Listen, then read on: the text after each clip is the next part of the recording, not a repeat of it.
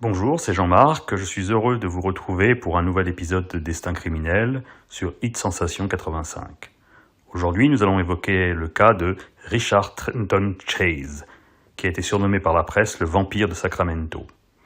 Alors vous allez voir, cet individu en France n'aurait jamais été jugé, il aurait été directement interné en psychiatrie et aurait sûrement fini sa vie. Mais aux États-Unis, selon les États et selon les périodes, la justice n'est pas du tout la même. Et on juge même les fous. Richard Trenton Chase fut l'un des tueurs en série américains les plus abjects. Non pas au nombre de victimes, il tua 6 personnes, mais dans les circonstances horribles, se délectant de leur sang et se livrant à des actes de cannibalisme. Le vampire de Sacramento, totalement psychotique, tuait pour éviter que les nazis, qui se déplaçaient dans les ovnis, ne transforment son sang en poudre. Un jour, il s'est même présenté aux urgences d'un hôpital pour déclarer le vol de son artère coronaire. Chase est né en 1950 au sein d'une famille modeste et sujette à la violence. Sa mère souffrait de psychose paranoïde et avait un comportement destructeur, manipulateur et agressif. Dès l'âge de 10 ans, il montrait les symptômes de la triade McDonald. Qu'est-ce que la triade McDonald ? On l'appelle aussi la triade de la sociopathie. Elle réunit 3 facteurs. L'incontinence urinaire, la pyromanie et la cruauté envers les animaux. C'est le docteur McDonald qui a déposé cette thèse en 1963. Richard Chase était un élève très moyen, d'un caractère relativement doux. L'essentiel de son enfance et de son adolescence furent solitaires. Chase n'avait guère d'amis et les filles ne s'intéressaient pas à lui. Les parents de Chase finissent par divorcer. Bien qu'ayant accumulé des séjours en établissement psychiatrique, sa mère en obtient quand même la garde. Chase déclarera plus tard avoir été abusé par sa mère. Dès l'âge de 10 ans, il développa des comportements violents. Il achetait des lapins pour ensuite les éviscérer et en boire leur sang. Les troubles psychiatriques de Chase ne cessèrent d'évoluer. Il se mit ainsi à se plaindre d'arrêt du cœur, ainsi que du vol de ses artères. Il soutenait aussi que les os de sa boîte crânienne se déplaçaient dans sa tête. Il se rasa le crâne afin de pouvoir surveiller les éventuels mouvements de ses os. Il lui arrivait également régulièrement de se placer des oranges sur la tête, afin que la vitamine C soit absorbée par son cerveau. Il se montra également incontinent et pyromane, cumulant ainsi la fameuse triade McDonald des tueurs en série.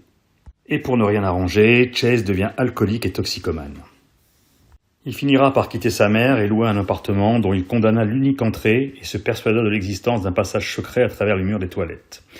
Il profita de sa solitude pour capturer des animaux qu'il tua et dévora crus. À la fin de 1975, il tenta de s'injecter du sang de lapin dans les veines. Il en eut un malaise et il fut ensuite interné. Les infirmières de l'établissement où il était interné le craignaient et plusieurs ont démissionné pendant son séjour. Alors qu'il était en établissement psychiatrique, il continuait à capturer des oiseaux pour les dévorer. Il était persuadé que son propre sang se desséchait et qu'il lui fallait le remplacer par le sang d'une autre origine. Au sein de l'asile psychiatrique, Chase gagna bientôt le surnom de Dracula. Après avoir subi une batterie de traitements à base de psychotropes, Chase fut considéré ne plus être un danger pour la société. Il fut relâché en 1976 et confié à sa mère. Sa mère qui décida toute seule qu'il n'avait plus besoin de son traitement antipsychotique, partant du principe que ça avait fait de son fils un zombie. C'est là que commença le parcours criminel de Chase. En 1977, Chase fut stoppé par la police de la réserve indienne du lac Kao. Puis arrêté, il conduisait un camion contenant des armes et un seau de sang et portait un maillot imbibé de sang. Il réussit à persuader l'agent qu'il y avait un malentendu que ça la provenait d'un animal qu'il avait chassé. Aucune charge ne fut retenue contre lui. Le 27 décembre 1977, Chase tira sur une habitation sans faire de victime. 2 jours plus tard, le 29 décembre, Chase commit son premier meurtre, en abattant à l'aide d'une arme de calibre 22, Ambrose Griffin, 51 ans. Dès le lendemain, il fit feu sur un jeune garçon mais ne réussit pas à l'atteindre. Le 11 janvier 1978, il menaça une femme pour lui extorquer un paquet de cigarettes, mais sans violence. 2 semaines plus tard, il tenta d'entrer dans une maison, mais il renonça rapidement en constatant que les portes étaient verrouillées. Le 21 janvier, Teresa Wallin, une jeune femme de 22 ans, enceinte de 3 mois, eut moins de chance. Chase pénétra dans son habitation, qui n'était pas verrouillée, et la tuant, lui tirant dessus à 3 reprises. Il viola le cadavre, le mutila horriblement, et se couvrit du sang de la victime. 2 jours plus tard, Chase, qui n'avait pas eu assez de sang, acheta 2 animaux, les tua et consomma leur sang. Le 27 janvier 1978, Richard Trenton Chase commit ses derniers meurtres, et non des moindres en se livrant à une véritable massacre en quelques minutes. Il pénétra dans l'habitation d'Evelyn Mirot, 38 ans, et se retrouva vis-à-vis de l'ami de cette dernière. Dan Meredith, 51 ans. Il abattit Meredith, puis tua Evelyn, son fils de 6 ans et son neveu de 22 mois.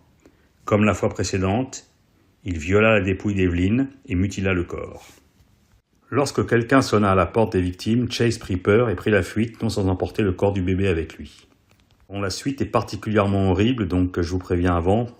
Chase regagna son domicile où il but le sang de l'enfant. Il en mangea aussi plusieurs organes dans le cerveau avant de se débarrasser du corps. Alors qu'il rentrait chez lui, quelqu'un croisait Chase et s'inquiéta de son attitude anormale. La personne prévint la police qui ne tarda pas à se présenter à l'adresse de Chase. Ce dernier fut retrouvé ensanglanté et en possession de l'arme des crimes. Il n'opposa pas de résistance mais nia son implication. Néanmoins, les preuves s'accumulèrent contre lui. L'arme utilisée pour commettre les meurtres, des traces de tissu humain dans son frigo, un calendrier sur lequel étaient entourées les dates des meurtres. En 1979, Chase comparut devant un tribunal pour répondre de 6 homicides. Pour éviter une condamnation à mort, la défense insista sur ses antécédents psychiatriques et ne manqua pas de souligner le manque de planification des crimes. Mais le 8 mai 1979, reconnu responsable de ces actes, Chase fut déclaré coupable de 6 assassinats et condamné à mort. Bien que persuadé de la folie de Chase, les jurés l'avaient reconnu coupable, car ils n'avaient pas voulu prendre le risque de le voir interné et libéré par la suite. Le 26 décembre 1980, Richard Trenton Chase fut retrouvé mort dans sa cellule. L'autopsie conclut au suicide. Chase avait fait une overdose d'antidépresseurs prescrit par le médecin de la prison. Il les avait accumulés pendant plusieurs semaines avant d'en faire une seule prise mortelle. Alors on va revenir un peu sur le modus operandi de Chase. Déjà, il ne s'attaquait qu'aux habitations dont la porte était ouverte. Face à une porte verrouillée, il n'insistait jamais. Les enquêteurs avaient d'ailleurs trouvé ça bizarre, donc ils ont demandé à Chase. Et Chase leur a déclaré « Quand une porte est fermée à clé, cela veut dire qu'on n'est pas le bienvenu. » Car tout vampire qui se respecte le sait bien, il ne peut entrer dans une maison sans y avoir été préalablement invité. Chase refusa longtemps de motiver ses meurtres. Après plusieurs mois de détention, il s'expliqua au travers d'une lettre dont la psychose paranoïde ressortait. La première fois que j'ai tué, c'était une sorte d'accident. Ma voiture était tombée en panne, la transmission ne marchait plus. Il fallait que je me trouve un appartement car ma mère ne voulait plus me recevoir pour Noël. D'habitude, j'allais chez elle à Noël et je discutais avec ma mère, ma grand-mère et ma sœur. Cette fois-ci, elle a refusé. Alors, j'ai tiré depuis la portière de ma camionnette et j'ai tué quelqu'un. La deuxième fois, les gens avaient gagné plein d'argent et j'étais jaloux. On me surveillait. J'ai tué une bonne femme et j'ai recueilli un peu de sang. Je suis entré dans une autre maison et j'ai descendu toute la famille. Chase accorda aussi une série d'interviews au cours desquelles il confia sa peur des nazis et des ovnis.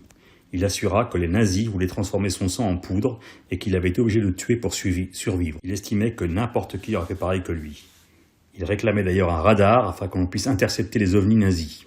Une autre fois, on retrouva dans sa poche d'énormes quantités de macaroni au gratin. Il expliqua que les officiels de la prison collaboraient avec les nazis et voulaient le tuer en empoisonnant sa nourriture. Chase était un tueur désorganisé qui tuait par pure impulsivité. Malade mental, il déclara avoir entendu des voix qui lui ordonnaient de tuer. Bref, cet individu n'aurait jamais été jugé en France et aurait très certainement terminé sa vie en psychiatrie.